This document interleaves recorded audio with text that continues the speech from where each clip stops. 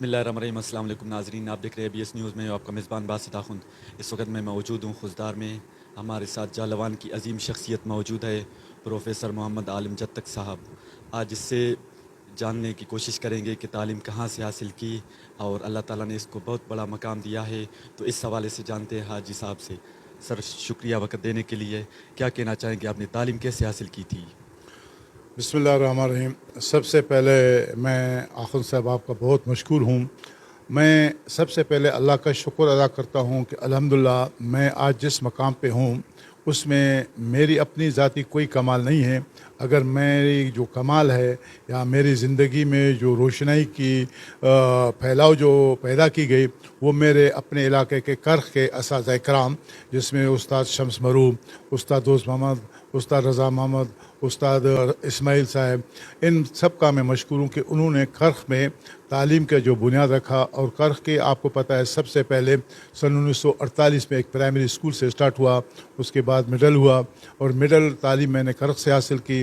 اس کے بعد پھر میں خضدار میں جو ماڈل اسکول ہے، اس وقت پورے جالاوان کا واحد ایک ماڈل اسکول ہوتا تھا جس میں سوراب، زہری، کرخ، مولا، یہ سارے علاقے یہیں پہ پڑھتے تھے۔ تو 1970 میں نے یہیں سے آ کے میٹرک کیا، اور میرے میٹرک اور FSC کی جو ڈگریاں ہیں وہ بلوچستان یونیورسٹی سے ہیں۔ اس کے بعد 75 میں بلوچستان بورڈ بن گیا، پھر میں نے ڈگری کالج میں تعلیم حاصل کی۔ اور اسی دورہ میں مجھے سب سے زیادہ جو شوق پیدا ہوا وہ بحیثیت ایک استاد، بحیثیت ایک ٹیچر کی، جس کے لیے میں نے پیر عمر میں مولوی فیض محمد صاحب کا اس وقت مدرسہ تھا، 74 میں نے ایز اے ٹیچر جوائن کی۔ اس کے بعد پھر میں نے BA کیا، BA کرنے کے بعد پھر میں بلوچستان یونیورسٹی سے MA اکنامکس سیکنڈ ڈویژن میں کیا۔ اس کے بعد یہ جو انجینئرنگ یونیورسٹی ہے، تو اس انجینئرنگ یونیورسٹی کا جو پہلا جو بنیاد ہوتا تھا انہوں نے جو رکھا تھا وہ 74 میں بھٹو مرحوم صاحب کے وقت میں یہ منظور ہوا تھا۔ تو چونکہ بلوچستان میں بغاوت چل رہی تھی جن کی حالات کی وجہ سے یہ یونیورسٹی نہیں بن سکا، پھر عثمان بابے صاحب جو پاکستان انجینئرنگ کونسل کے چیئرمین بھی ہیں اور اس وقت جو ہے وہ چیف انجینئر سیکرٹری ریٹائر ہو چکے ہیں، CMIT کے چیئرمین رہے ہیں۔ اس وقت میں بلوچستان یونیورسٹی میں پڑھتا تھا تو یہ بھی بلوچستان یونیورسٹی میں ایز اے انجینئر کام کرتے تھے۔ پھر اتفاق سے اس نے مجھے ایک زبردستی کہتے ہیں کہ جی آپ جائیں خضدار انجینئرنگ کالج جوائن کریں۔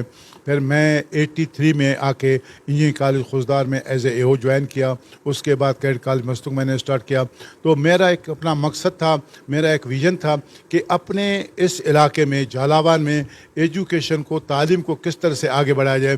اور میں اللہ کا شکر ادا کرتا ہوں کہ اس وقت پورے بلوچستان میں بلوچستان انجینئرنگ کالج یونیورسٹی جو ہے اس کی ساری جو ہے نا پاس آؤٹ جتنے بھی لڑکے ہیں وہ اچھے پوزیشن میں۔ اور سر، آپ کو تعلیم حاصل کرنے میں کتنی مشکلات ہوئی تھی؟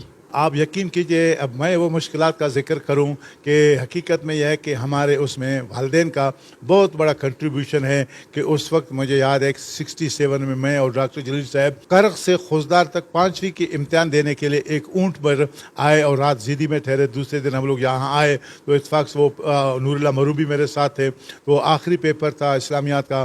تو بعد میں پھر ہم لوگوں کا ایگزام جو ہے نا وہاں پہ کرخ میں انہوں نے کنڈکٹ کیا۔ تو اس کے بعد جب ہم 1970 میں یہاں آئے تو 15 روپے بورڈنگ الاؤنس ہمیں ملتا تھا، اسی 15 روپے بورڈنگ الاؤنس سے ہم اپنا گزارا کرتے تھے۔ اور سر، آج کے دور میں اگر دیکھیں تو کرخ کے جو نوجوان ہیں، نیو جنریشن ہے، ان کا تعلیمی سلسلہ خاص کر میٹرک کے بعد منقطع ہو جاتا ہے، تو اس میں زیادہ غلطی ان اساتذہ کی ہے، والدین کی، یا وہ بچے خود لاپرواہی کرتے ہیں؟ میں اس کا سب سے زیادہ ذمہ دار جو ہے والدین کو کہتا ہوں کہ میں شروع سے ایک کوشش کر رہا تھا کہ میں کرخ کے لیے ایک کیڈٹ کالج منظور کراؤں۔ آپ لوگوں کے زمانے میں کیا پوزیشن تھی علاقے کی؟ ہمارے زمانے میں جو ہے اس وقت جو ہے آجمانیوں کے ایک شہر تھا جہاں پہ ایک مڈل اسکول ہوتا تھا، بعد میں پھر اس کو انہوں نے بازار شہر میں جو ہے نا واندری میں جو تحصیل ہیڈ کوارٹر ہے وہاں پہ انہوں نے ہائی اسکول کا بنیاد رکھا۔ ہمیں یاد ہے کہ ہم اس وقت چھوٹے تھے تو ہم لوگ پھر 6ٹھی جماعت میں وہیں آ گئے کرخ میں۔ اس وقت وہاں پہ مڈل اسکول ہوتا تھا، لیکن اس میں آپ کو یقین سے کہتا ہوں کہ ہمارے جو ٹیچرز تھے، جو ہمارے اساتذہ تھے، اس میں ایک اپنا کوئٹہ کا ایک ٹیچر تھا، وہ وہاں پہ 24 گھنٹے ایک ہی بس ہوتا تھا، صبح نکلتا تھا شام کو پہنچتا تھا، لیکن وہ ٹیچر جو ہے ہمیشہ وہاں پہ موجود ہوتے تھے۔ اور وہاں اس وقت ٹیوشن نہیں ہوتا تھا، وہ فری میں جو ہے ہم لوگوں کو کلاسیں پڑھاتے تھے بغیر معاوضے کے، کیونکہ وہ وہاں پہ 24 گھنٹے رہتے تھے۔ میں اپنے آپ کو ایک خوش قسمت انسان سمجھتا ہوں کہ مجھے BRC جیسے ادارے میں 3 سال کا جو ہے نا موقع ملا اور میں نے BRC میں جو سرو کیا، میں اس دور کو اپنے لیے ایک بہت بڑا اچھا ایک دور سمجھتا ہوں۔ اور سر، آپ کسی پرسنالٹی کو اس دور میں پسند کرتے ہیں چاہے ایجوکیشن کے حوالے سے آپ دیکھیں یا سیاست کے حوالے سے، کس کو آپ فیوریٹ رکھتے ہیں؟ دیکھیں میں حقیقت میں آپ کو بتاؤں، ایمانداری کی بات ہے، ٹھیک ہے ہم نے سیاست بھی کی ہے، ہم نوجوان رہے ہیں، ہمارا تعلق بی ایس او سے بھی رہا ہے، اور ہمارے جو نا ایک سوچ تھی بلوچستان کے سطح پہ. تو اگر میں آپ کو یقین سے کہتا ہوں کہ میں بلوچستان کی سیاست میں جو لوگ ہیں ان میں سب سے زیادہ میں پہلے نمبر پہ غوث بخش بیزنجو صاحب کو جو ہے ترجیح دیتا ہوں. اس کے بعد جو ہے نا میں صدارت اللہ کو ترجیح دیتا ہوں. اور ابھی بھی اسی طرح سے اگر دیکھا جائے کہ اس وقت بلوچستان میں اور خاص کر خوزدار جالاوان میں ہمارے دونوں ایسے شخصیت ہیں چاہے جو بھی ہیں، لیکن میں کہتا ہوں کہ ان کی اپنی جالاوان میں ایک اپنی پہچان ہے، جس میں اختر مینگل ہے یا اس میں نواب ثناء اللہ زہری ہے. سر کوئی آپ کی زندگی کا ایسا خواب جو ابھی تک پورا نہ ہوا ہو؟ دیکھیں میں نے پہلے بھی عرض کیا تھا، گزارش کی تھی کہ میری اپنی زندگی کی جو سب سے اہم جو خواہش تھی وہ ایک تعلیم تھی، اور تعلیم کے حوالے سے جتنی میں میری کوشش ہوئی وہ کوشش کی.